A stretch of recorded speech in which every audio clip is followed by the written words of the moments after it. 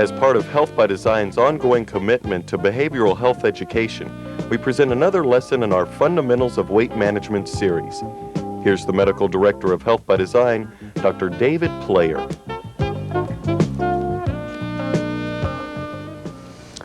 Hello again. Thanks for joining us again today. We're going to continue on with this series of looking at today, why do we eat when we're not hungry? Now, we spent an awful lot of time talking about energy expenditure, and I suspect that you're getting to be quite expert by now at understanding what calories you burn when you're out doing a various kind of activity. More important than that, what calories you burn when your motor is running at idle. What is your resting metabolic rate and how to figure those calories. We've had 2 or 3 lectures talking about energy intake and the various components of energy intake, and hoping that you'll have a sense of knowing when you look at a table full of food what's in it, how many grams of protein, how many calories, fat grams, and so forth. If you're going to understand well, however, why it is that people become fat, you have to focus on energy intake and understand that there are some times when we take food in and it has nothing to do whatsoever with nutritional need. Now, mind you, I think that the most important reason that people eat obviously is that we have to eat because to survive we have to eat. We'll die if we don't eat. And there are all sorts of examples of people who eat funny things, who eat in strange ways because they're deficient in something. And I think it's important again to stress that, remember, women who are iron deficient have been known to eat clay or eat ice or eat dirt or all sorts of things. So I want you again to realize that the most important reason people eat is for nutrition and survival. Now, in addition, of course, there are many reasons that we eat when we're not hungry. Clearly, one of the reasons that people eat when they're not hungry is because they get into some chemical in food, i.e. chocolate, the food of the gods, and they eat until there's no end, until there's no more chocolate in sight. And we do that with alcohol, we do it with chocolate, we sometimes do it with greasy, cheesy stuff. Clearly, those are things where chemicals are released in our brains and cause us to act funny, if you will, around food. Now, the second reason we eat when we're not hungry, so we'll put that one up, that's called addiction or addictive chemicals that are in food. The second reason that people eat when they're not hungry is for socialization. And we'll be talking about that in other lectures, and that basically means that when you and I get together with a bunch of people, what do? Well, of course, we eat. Eating is one of the fun things to do when you're with other people. And so often we get sucked into eating things when we're not really hungry, that had nothing to do with nutritional need, and yet we did it because we were with a lot of people, and it was fun to do it that way. The third reason we eat is the thing we're going to talk about today, and that's we eat when we have increased stress. And there are probably lots of definitions of stress. The one I like best is that stress is threatening or unexpected things that makes us have to have some physiologic or behavioral response in here. Threatening or unexpected things that make us have to have a response. And you may have other responses to that, but basically what happens when we have stressful things go on in our lives is that hormonal systems in our bodies have to get activated. And the chief of those, the first one, is, let me put these up here, hormones that go up when we have stress. There's one that is what I will call the acute stress system. And acute stress is almost always mediated by adrenaline. And most of us are aware of the kinds of things that happen when adrenaline levels are high in our blood. Classic example is you get a phone call at 2 o'clock in the morning and your adrenal glands go and give you a little squirt of adrenaline, and after that squirt is out running around in your blood, you might just as well get up and read a book because there's no way you're going to sleep. I think if there's anybody that hasn't had that response out here, I suspect you haven't lived yet, because I think all of us have had adrenaline in our blood from time to time.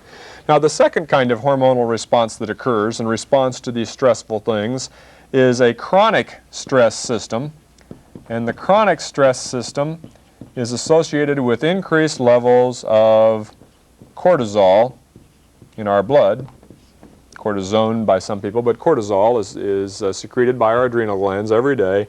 And either of these two systems, either the acute system or the chronic system, ultimately, if those hormones stay activated long enough, we begin to get diseases from high levels of the hormones in our blood. So it's important to know that food may be necessary. Actually, we eat more or sometimes we eat less when we have acute stress, but often we eat more in both of these situations. And the reason we do, interestingly, is that those two hormone systems may demand that we have more food in our body.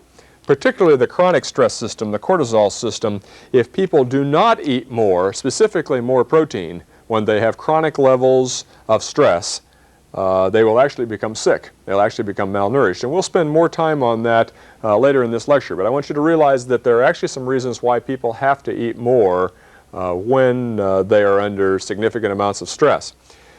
Now, I thought for a little while I'd spend some time talking about a model that we use here at Health by Design to try to explain to people why they act the way they do. And obviously what I'm getting to is that there are actually some reasons why people may eat food when they're under stress, but I want you also to understand why one would use food eating as a behavior and what really are our responses to stress as adult human beings. The model we use here is something called control theory.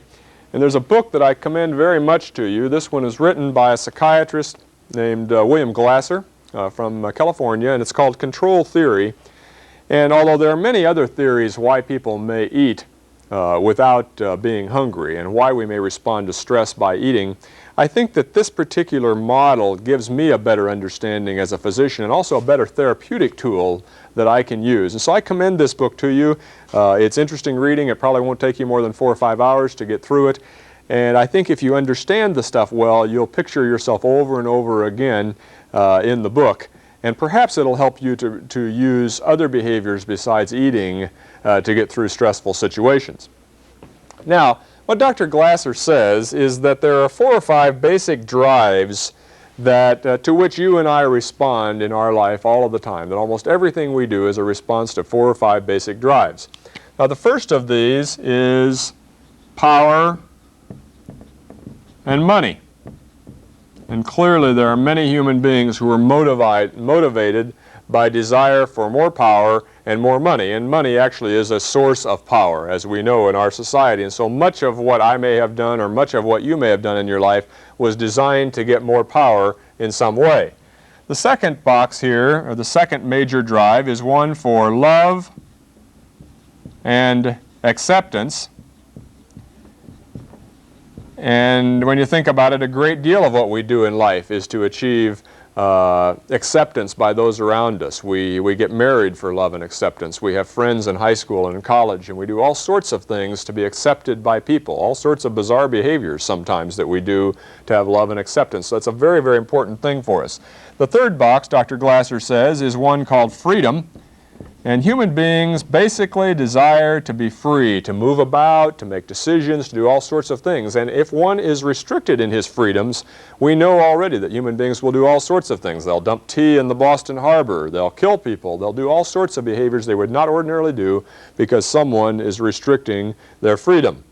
The fourth area, believe it or not, is fun. That human beings really need to have fun. Maybe some other kinds of animals don't need to have fun as adults, but most adult human beings still need to have fun.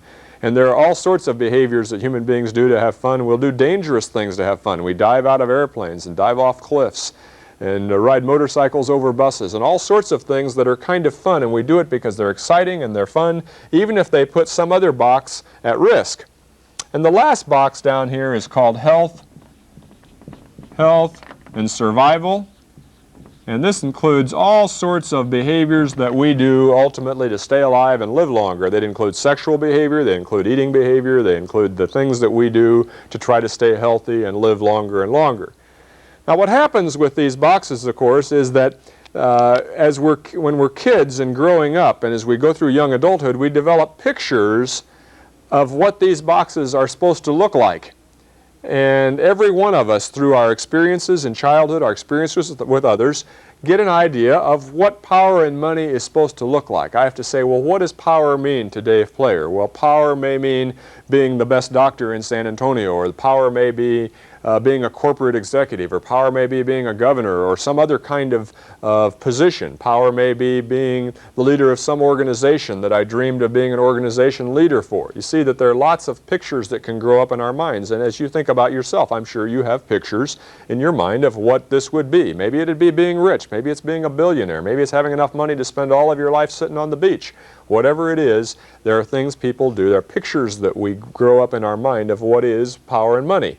They're pictures of what love and acceptance should be. For you as a woman, it may be being a homemaker with 4 kids. It may be having a husband home with you all day.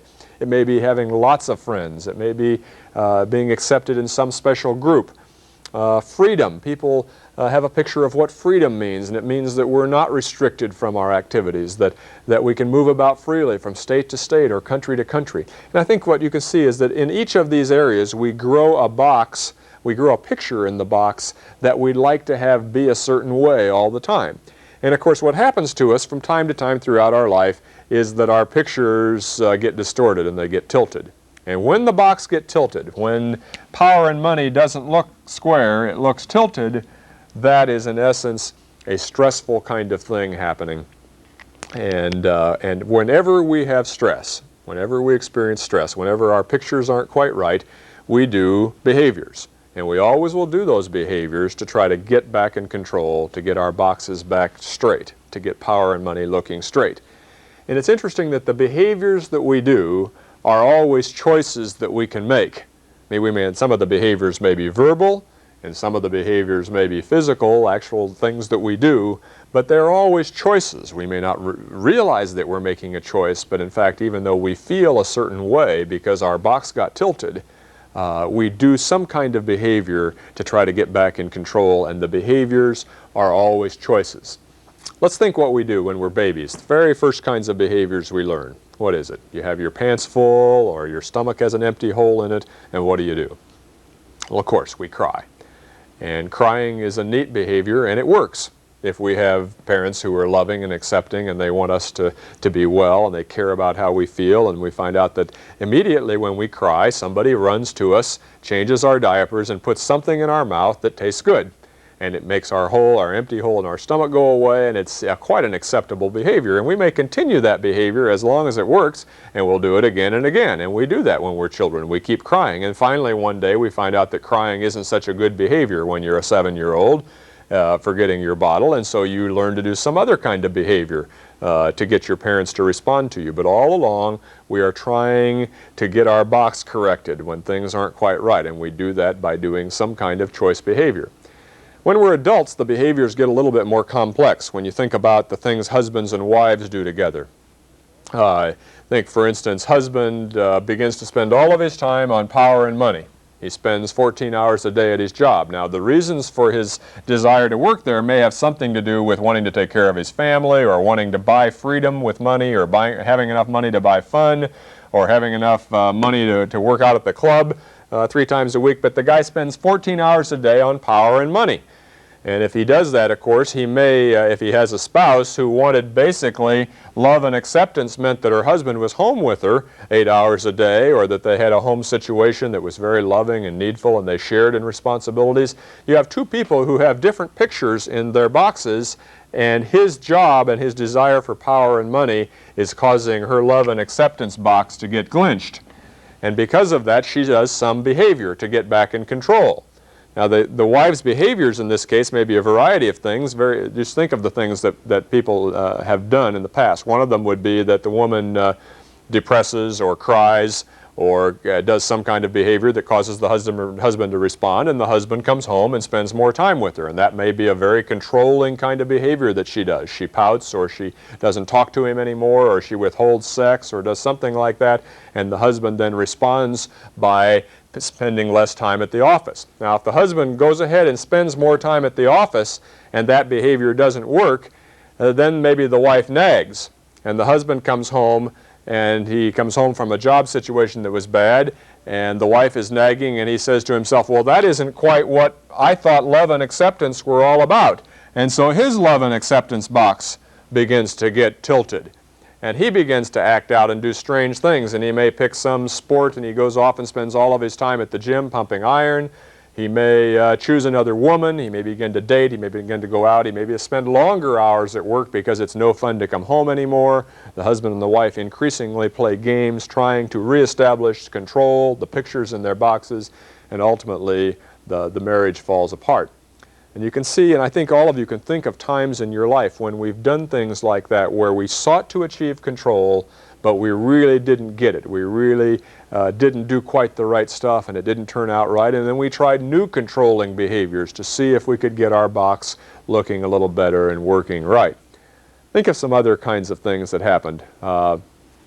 Woman feels lonely and rejected because her husband spends more time at work. Woman does a behavior that makes her feel a little better, eating. And eating, as we've said before, can cause biochemical changes in our brain that make us feel a little better when we do it. So the woman eats more because she's stressed. And then when she eats more, she becomes fatter. And then when she gets fatter, her health and survival box begins to tilt down here. She begins to get uncomfortable there. She loses some of her freedom to wear the same bathing suits and clothes she had before. She loses some of the fun of not being able to go to the beach. And all of it happened because she had a glinch up here in her love and acceptance box. It wasn't quite like she thought it should be, and so she ate. Here you can say that because she had a primary stress, she did a behavior, eating, that seemed to make it better transiently. But of course it led to glinches and other boxes. And we do that kind of stuff all the time. Think of the guy who spends all of his time on power and money and ultimately has a heart attack when he's 45 years old. He put all of his marbles in this box to the exclusion of this box, and often this one and this one and this one. And of course that's a loss of balance in a guy's life. And I see that all the time with executives, and have probably been guilty of it somewhat myself, that you compromise other boxes by spending all your time working on one of these. Well, what does eating have to do with stress? As I said, when we eat certain kinds of foods, there are chemical mediators released from within our brain, one of the chief of which is endorphins, that goes up when we are exposed to nicotine, to alcohol, to cocaine, and a variety of other chemicals, things that really do make us feel better. And I think that the data increasingly will show that chocolate is one of these, sometimes greasy, cheesy stuff. If we could take pictures of the basement membrane of the brain, I think we'd see that it swells almost like it does with alcohol with certain kinds of foods. And there's data in rats to suggest that endorphins rise. So clearly, when one eats in response to a glinched box, to a stress, if you will, he is doing something that probably makes him feel better. Now, the feel better isn't for very long. Maybe it's 15, 20 minutes. Has anybody in here not had a chocolate high? Man, if you haven't lived if you haven't had a chocolate high, because when we eat chocolate, which is really, remember, a mixture of a fat, cocoa butter, with sucrose, sugar, in a pleasant tasting substance, the food of the gods, as it's said, and people actually do get high. They feel much better for just a little while, 15, 20 minutes. But then you have to have some more chocolate. You get a sinking spell. And you eat more chocolate and you get an upspell. And chocolate is a classic kind of thing, a classic kind of food that actually gives us an endorphin high of sorts. Now the problem is, of course, that's okay in a guy with a good metabolic rate. Maybe chocolate is a good way to get through a stressful time. That's somebody over here with a rate of a woman who burns 13 times her body weight, or a man who burns 15 times his body weight. But for us guys who are here, typical Health by Design patients who burn 10 times body weight or 8 times body weight per day, eating as a response to stress is a potential disaster. It's an example of a distorted box, if you will, that leads to a behavior that does make you feel better, but ultimately causes the distortion down here or here or here or here as we become fatter and fatter. And it's too bad, again, the playing field is not very level. It would be wonderful if all of us could solve our problems with chocolate forever and forever with no kind of price to pay. But the fact remains that those of us with metabolic rates, and certainly these poor souls who only burn 6 and 4 times their body weight per day, pay a terrible price when they use food as a stress reliever. Think of how that happens with a guy who has a bad metabolic rate, who has a high-powered job at work. He spends a bunch of time on power and money. He doesn't get a promotion that he wants. His response to that is to go home and depress and eat. So he goes home and he eats, and his eating leads to increased body fat. His body fat leads to hypertension, diabetes, and a decreased personal appearance. He then loses some of his freedom, fun, love, and acceptance, and he also increasingly loses some of his effectiveness at work, because some employers, as we know, are 5-star generals who think that everybody should be lean as a beanpole and hard as a rock. And that's great, except that these guys have a lot of trouble being lean as a beanpole and hard as a rock when their metabolic rates are low and when they use food as a stress reliever. Now remember, just because we feel bad doesn't mean that we have to act in the same way. Most of the time we do. If you have some sadness or some bad thing goes on in your life and you feel bad about it, what do? Well, we sit in the chair and we kind of mope and we depress and we sort of get angry and we have some behavior that kind of goes along with how we feel.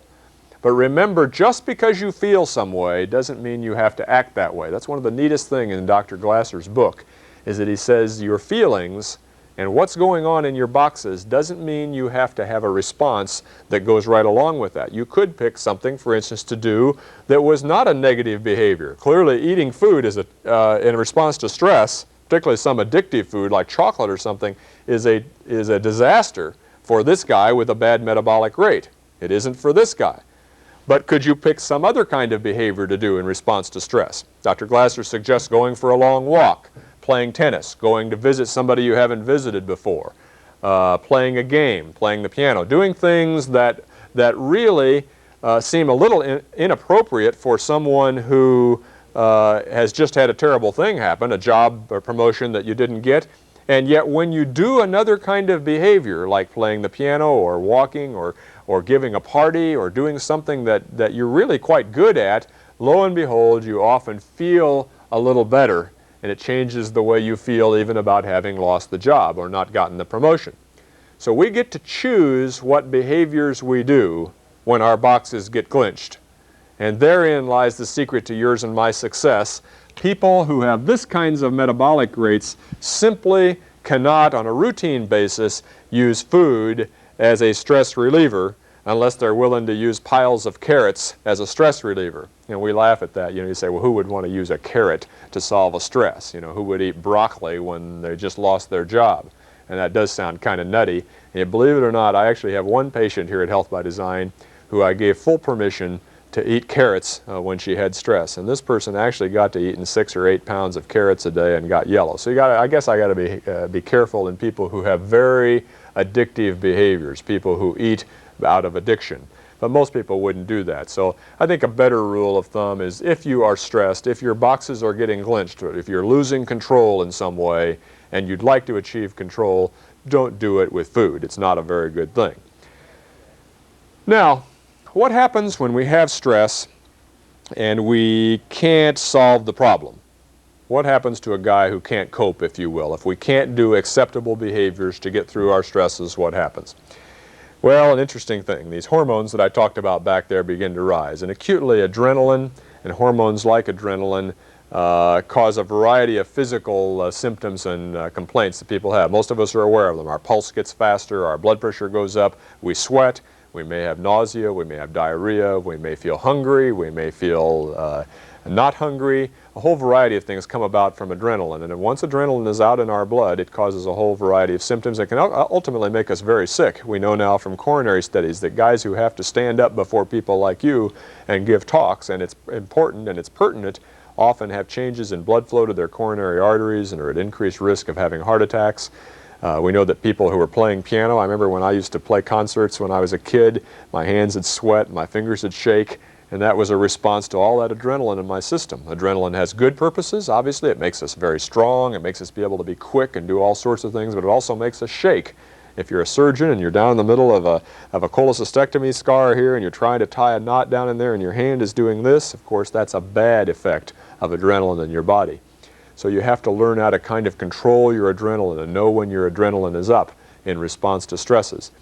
I'm much more concerned about the second system, the cortisol system. Cortisol, as a hormone, is made by our adrenal glands when we have chronic stresses that we can't do anything about, when we have workloads hanging over our heads, or economic crises going on in our lives, or we have illnesses that we can't do anything about, or, as I said, the funny ones are like your mother-in-law is coming to town for 3 years. You're working for a boss that you hate, and you're still going to be working for him 5 years from now. Those are stressful things that you and I can't do anything about.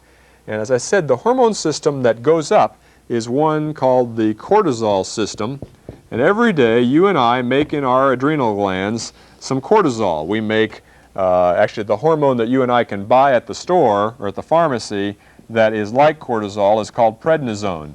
or deltazone. Maybe some of you have taken prednisone or deltazone. And ordinarily, you and I would make about 10 milligrams per day of this stuff in our body, of cortisol. But when we are stressed, when we have things go wrong that we can't deal with, we may make 20 to 30 milligrams of this stuff per day. Now you say, so big deal, Doc, it's a hormone that I'm supposed to make when I'm stressed. Well, evidently, we were not supposed to make this stuff for 3 years in a row. Maybe for a day or two or a week. It's a very important hormone that helps us to cope and to get through life. It helps our protein metabolism in our cells to rev up. But the net result of having too much prednisone for too long is the same sorts of things that we see when we as doctors give people too much prednisone for diseases, itises, for kidney transplants, for cancers, for things like that. We find out that people that have too much of this stuff in their blood for too long actually begin to get sick. They begin to get high blood pressure. They begin to get fluid accumulation. They may get diabetes. They may get infections. They may get malignancies. They may get obesity. They may get wasting of their arms and legs and osteoporosis and cataracts and on, a whole host of things that happen when people are exposed over and over to high levels of prednisone. Well, why is that important to us as obese people, as people who have bad metabolic rates already? Well, the fascinating thing is that cortisol, as a hormone, causes us to have increased levels of urea in our blood. The very first thing that happens is we make increased urea as we turn over protein faster in our body. So increased cortisol leads to increased urea. Increased urea production, increased loss of urea from the body means that you need how much protein? More again. When you're putting out more urea in your urine, you need more protein intake. When people need more protein intake, as I said way back in lecture one response is to eat more, is to need to eat more food. And what you're really needing there, of course, is more protein, maybe some more calories, but mostly more protein. I can remember one of my kidney transplant patients who was taking a lot of prednisone to prevent rejection, said, Doc, I have never been so hungry in my whole life. He said, I stopped at Luby's and ate 2 Luann plates. On the way home, I bought a bucket of Colonel Sanders chicken and ate the whole dang thing on the way home.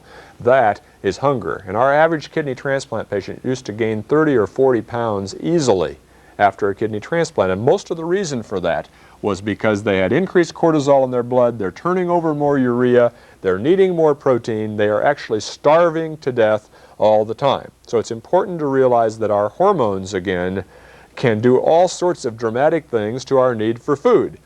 And in my kidney transplant patients who have a lot of cortisol in their blood, who aren't stressed but have to take this pill for the rest of their life, one of the major things they notice is increased need for food, and specifically increased need for protein. Now, of course, they don't know that it's need for protein.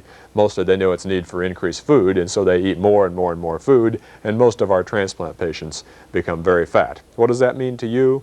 Well, it means that when you are stressed and making 2 times or 3 times as much cortisol as you would ordinarily make, you require more protein than you would require when you are not stressed. And most of us don't know that. Women don't know that their need for protein rises as they make more estrogens and progesterones late in their menstrual cycle. All they know is that they feel starved to death and they're hungrier. Now, if they had eaten tuna or egg whites or diet supplements or something like that, most of their hunger associated with their period might be resolved. When people have high levels of stress, they really do need more food. Specifically, they need more things that have nitrogen, not more things that have fats. So what I wanted you to see in this stress lecture is that our hormones may change our need for food, and people who don't get the increased protein, what happens if you're losing more protein and more nitrogen in your urine than you're taking in as protein? What happens? Well, you lose lean mass. You begin to lose the real man. And our transplant patients actually get osteoporosis and myopathies of their leg muscles and all kinds of screwy stuff like that because they actually lose muscle mass while they are gaining body fat. It's just an atrocious problem. And although I don't think stressed out human beings certainly get that as much as a transplant patient who takes cortisol, nevertheless it's clear that directionally it is the same. And I know that there are stressed people who work 18 hours a day, who have tremendous financial drains and strains going on, who just can't get out from under the covers, if you will. They just keep getting covered up by stressful things. People like that make more cortisol every day. Maybe they don't make 10 milligrams, maybe they make 15 or 17, but if they do, they require increased amounts of protein because they're making increased amounts of urea. Net result is that they have to eat, that they're starved. In summary, I wanted you in this lecture to get a model for why we act the way we do. I wanted you to see that some people are able to correct distortions in their boxes, driven by their basic drives. They're able to correct those distortions by doing controlling behaviors. One of the controlling behaviors that works is, for many of us, eating. It makes us feel better. It's something we learned when we were children. We were rewarded as children. Our parents learned when we were kids that they could give us food and we'd shut up. We learned to use food to solve behavior problems. That's okay for a guy who burns 15 times his body weight. He can eat all the chocolate he wants, and then maybe he'll have some problem from the chocolate. Maybe he'll get zits, but he won't get fat. But guys who only burn 8 or 10 times their body weight, if they begin to use chocolate as a means of getting through a stressful situation, and I've done it, and most of you have done it, we find that they get into terrible trouble. It's a potential disaster in terms of body composition. It causes a distortion of the health and survival box, which leads to other funny behaviors like going to diet clinics and all sorts of stuff like that. And the net result is that people have done a wrong behavior to solve a problem. So the solution, of course, is pick a new behavior, solve your stress first. See if you can do something to get rid of the stress, but don't pick a behavior that works but causes another problem. That only leads to more distress and more distorted boxes and more problems ultimately. When you eat and you're not hungry, it's for some reason. And most of the time it's because we're stressed and we're trying to do some sort of eating behavior that solves our stress. Just don't do it, guys. Thank you very much for your attention, and try to control your stresses in more fun ways that don't cause you to get fat.